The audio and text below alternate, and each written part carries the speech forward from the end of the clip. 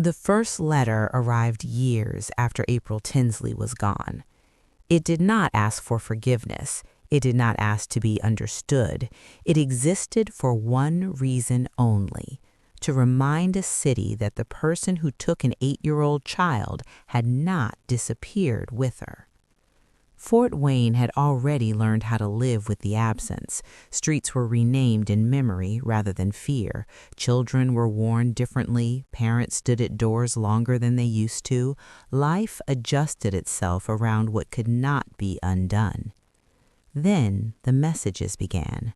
Notes left in public places, letters mailed to police, words written by someone who knew exactly what had happened and wanted others to know that he knew. The crime was no longer confined to 1988. It was being dragged forward year after year by the same unseen hand. April's disappearance had never been a mystery of whether she was taken. It was a mystery of who had stayed close enough to keep watching. And for decades, that question remained unanswered, while the man responsible made sure he was never forgotten. April Marie Tinsley was 8 years old in the spring of 1988. She lived with her family in Fort Wayne, Indiana, in a neighborhood shaped by routine and familiarity. It was a kind of place where children moved between houses freely, where adults recognized one another by sight, and where the rhythm of daily life followed predictable patterns. April fit easily into that rhythm. She attended elementary school nearby and walked routes she knew well. Her parents described her as energetic, talkative, and curious, comfortable in the world around her, and confident navigating short distances on her own. She was young, but not sheltered, old enough to feel independent, young enough to still trust without hesitation. At home, structure mattered. School mornings followed the same pattern. Afternoons were measured by homework, playtime, and dinner schedules. April was not a child who wandered far or deviated from routine. When she left, she was expected back. When she was late, it was noticed. Her independence reflected the era as much as her personality.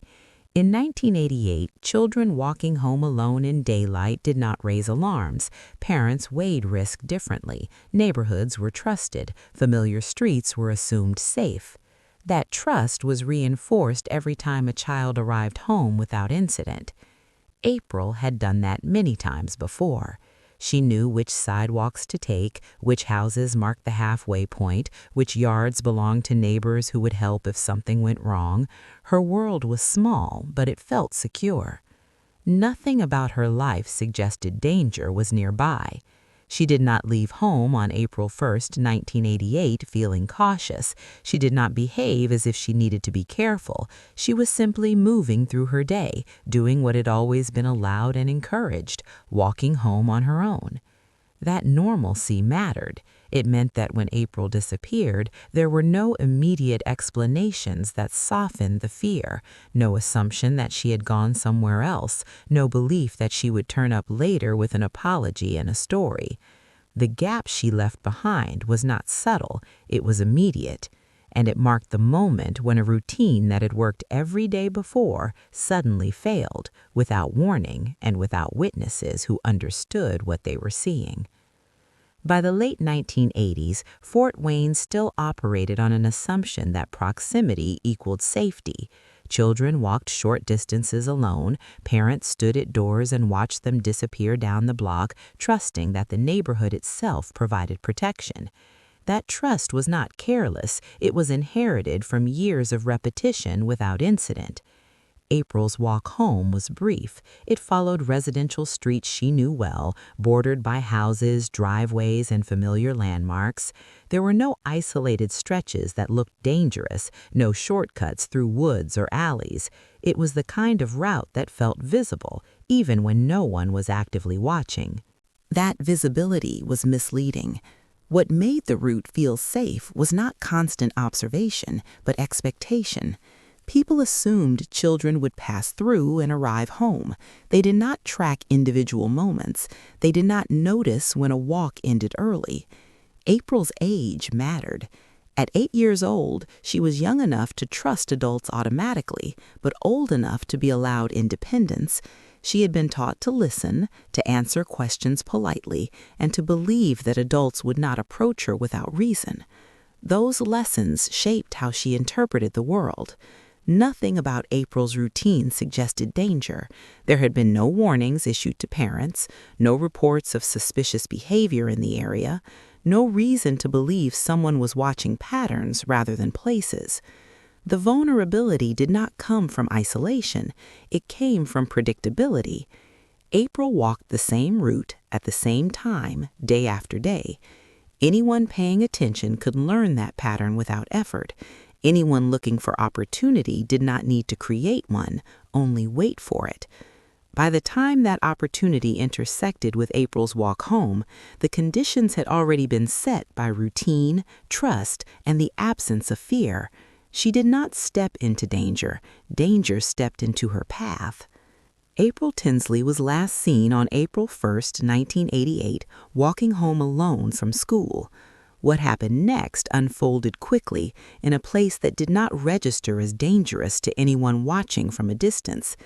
The abduction occurred in daylight along a residential route April had used before. There were no reports of screaming, no confirmed witnesses who saw a struggle unfold in real time. Investigators later concluded that April was approached in a way that did not immediately alarm her. The lack of disruption mattered. It suggested that whoever took her did not rely on sudden violence in public. He relied on proximity, confidence, and the assumptions that governed how children responded to adults. April did not vanish into a hidden space. She was removed from a familiar one. Once she was taken from the street, visibility ended. Search efforts began quickly. Family members retraced her route. Neighbors were asked whether they had seen her pass by. Police canvassed nearby streets and yards, working outward from the point where April should have arrived home. Nothing surfaced. There were no abandoned belongings to indicate where she had been taken, no clear boundary where the walk stopped and the crime began. The absence of evidence in public space made the abduction difficult to pin down. By nightfall, the urgency had escalated. What had begun as a delayed return was now understood as something far more serious. Law enforcement shifted from a missing child response to a search driven by the possibility of abduction, expanding the radius and bringing in additional resources. April had disappeared within a narrow window of time, and whoever took her had done so in a way that left almost nothing behind to explain how it happened. On April 7, 1988, 6 days after April Tinsley disappeared, a body was discovered in a ditch near Deerdorf Road outside Fort Wayne. The location was isolated but accessible by vehicle. It was not connected to April's daily routine, and it was far from the route she walked home. The distance confirmed what investigators already feared. April had been abducted and transported. The scene was secured immediately. Investigators documented the area carefully, photographing the surroundings and preserving every possible trace. The condition of the body made clear that this was not an accidental death. April had been sexually assaulted and strangled. The shift from search to homicide was absolute. Law enforcement expanded the investigation aggressively. Roadblocks were set up. Tips were solicited. The case drew statewide attention. Parents were warned. Patrols increased near schools and playgrounds. Fear spread quickly, not because the crime was loud, but because it had happened quietly. April's disappearance and murder changed how the community saw itself. What unsettled investigators most was not only the violence of the crime, but the method. April had been taken from a public area without witnesses understanding what they were seeing. The offender had not relied on force that would draw attention. He had relied on access. Evidence was collected with care. Biological material was preserved from April's body and clothing. Fibers and trace evidence were documented. At the time, the tools available could not identify a suspect, but investigators followed protocol with the understanding that preservation mattered. That decision would prove critical. As the case moved forward, investigators faced a familiar problem: certainty about what had happened and silence about who had done it. The autopsy confirmed the cause of death, strangulation. The manner of killing indicated prolonged physical control. This was not a momentary act or an impulsive strike. It required sustained contact and intent. Evidence also confirmed sexual assault, establishing the crime as both predatory and deliberate. Biological evidence was present. Investigators collected and preserved samples from April's body and clothing following the forensic standards of the time. While DNA profiling did not yet exist in 1988, technicians understood the value of proper handling and storage. Evidence was dried, sealed, cataloged, and retained. Early forensic conclusions shaped the direction of the investigation. The offender had approached April in a way that did not trigger immediate fear. He had gained compliance long enough to move her out of public view. The crime suggested planning, confidence, and familiarity with the area.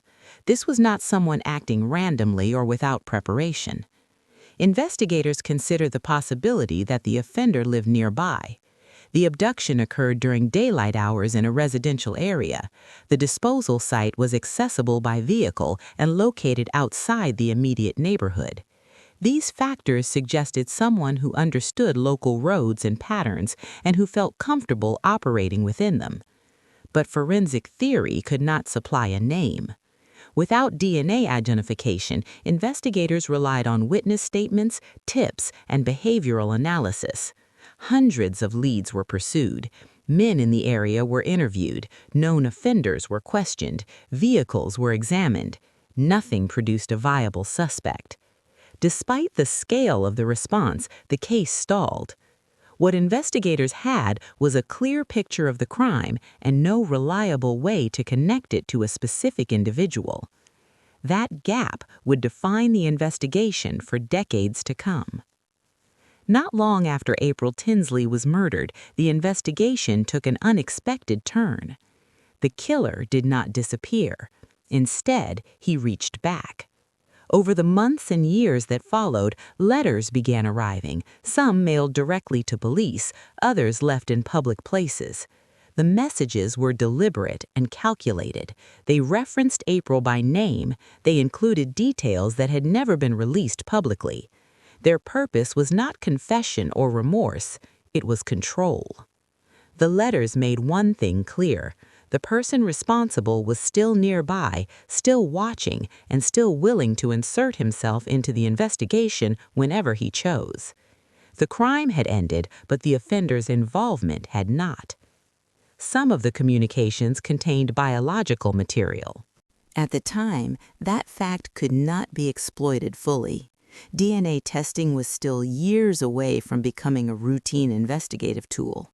But investigators preserved the letters carefully, understanding that the physical components might one day matter. The letters altered the investigation's focus. This was no longer just a search for a man who had committed a single crime and vanished. It was a pursuit of someone who was active, deliberate, and psychologically invested in remaining part of the story. Despite this, the letters did not lead to an arrest. Handwriting analysis produced no conclusive matches. Behavioral profiling narrowed possibilities but could not isolate an individual. The offender's willingness to communicate did not translate into identifiable mistakes. Instead, the letters prolonged the case, keeping it alive but unresolved. For the community, the effect was corrosive. April's murder had already changed how parents viewed safety. The continued taunting ensured that the fear never fully settled. Even as years passed, the knowledge that the killer was still reaching out kept the case from fading into the background. For investigators, the letters became something else entirely. They were evidence waiting for a future that had not yet arrived. By the early 1990s, April Tinsley's case had entered a phase defined by waiting. The letters slowed, then stopped. Leads dried up. Tips became less frequent and less useful. Detectives who had worked the case from the beginning were reassigned, retired, or replaced. The file remained open, but active investigation became intermittent rather than constant. What kept the case from disappearing entirely was the evidence. The biological material collected from April's body and from the taunting letters was preserved through changes in leadership, storage systems, and forensic standards. Each transfer carried risk, but the evidence survived intact. It became the one element of the case untouched by time. As DNA technology advanced through the 1990s, investigators revisited the evidence more than once. Early testing produced partial profiles, enough to confirm that the same individual was responsible for the crime and the letters, but not enough to identify him. Those partial results were entered into criminal databases. No match came back. The implication was unsettling. The offender had either never been arrested for a qualifying crime or his crimes predated routine DNA collection. Either way, he had remained outside the system. Years passed. The city changed. Children grew up under different rules. Parents no longer assumed safety by default. April's name remained known, but the details of her case blurred for the public, resurfacing only when anniversaries or new forensic developments prompted brief attention. Inside evidence rooms, however, nothing changed. April's case was not solved, but it was not forgotten. It waited, quietly, for a technology that could do what decades of investigation could not. That technology arrived in 2018. In 2018, investigators returned to April Tinsley's case with tools that had not existed when she was killed. Advances in DNA sequencing allowed forensic analysts to extract a full genetic profile from the preserved evidence. This profile was more complete than any previous attempt, capable of supporting broader comparison methods. When the DNA was run through traditional criminal databases, it again produced no matches. Investigators made a critical decision to pursue forensic genealogy. The DNA profile was uploaded to public genealogy databases that allowed law enforcement access. Rather than searching for a direct hit, analysts looked for partial matches, individuals who shared enough genetic material to indicate a familial relationship. The results did not identify a suspect immediately. They identified relatives. Genealogists constructed family trees using those matches, tracing shared ancestors backward and mapping descendants forward. Each branch was evaluated against known criteria: age, sex, geographic proximity in 1988, and opportunity. The pool narrowed slowly. Entire family lines were eliminated when timelines failed to align. Others were dismissed due to location or age. What remained was a small group of individuals whose profiles fit both the genetic data and the historical context of the crime. From that group, one name emerged as the most viable candidate. The genealogical analysis pointed to John D. Miller. Miller had lived in the Fort Wayne area at the time of April Tinsley's abduction and murder. He fit the age range indicated by the evidence and had geographic access to the area where April disappeared and where her body was later found. Publicly available records described an unremarkable life. He worked, lived quietly, and did not stand out in ways that would have drawn attention during the original investigation. For decades, he remained unknown to law enforcement in connection with April's case, not because he had been cleared, but because he had never been identified. Investigators conducted discreet surveillance. They collected discarded items from public spaces, objects Miller had touched and thrown away.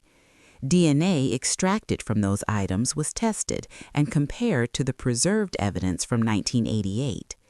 The match was definitive. The DNA linked Miller to the crime scene and to the biological material found on the taunting letters. The connection was no longer theoretical, it was physical, scientific, and unavoidable. On July 15, 2018, John D. Miller was arrested without incident. Confronted with the DNA evidence, Miller ultimately confessed to abducting and murdering April Tinsley. He also admitted to authoring the letters that had terrorized the community for decades. In December 2018, Miller pled guilty to first-degree murder. In April 2019, he was sentenced to 80 years in prison. The case was officially closed. John D. Miller remains incarcerated. April Tinsley's case is now recognized as one of the most significant genealogy-solved murders in the United States, not only for the identification of the killer, but for the role that evidence preservation played across 3 decades. The letters that once spread fear ultimately became part of the evidence that identified their author. The DNA collected in 1988 did exactly what it was preserved to do. It waited. And when science caught up, it spoke clearly, ending a silence that had lasted 30 years.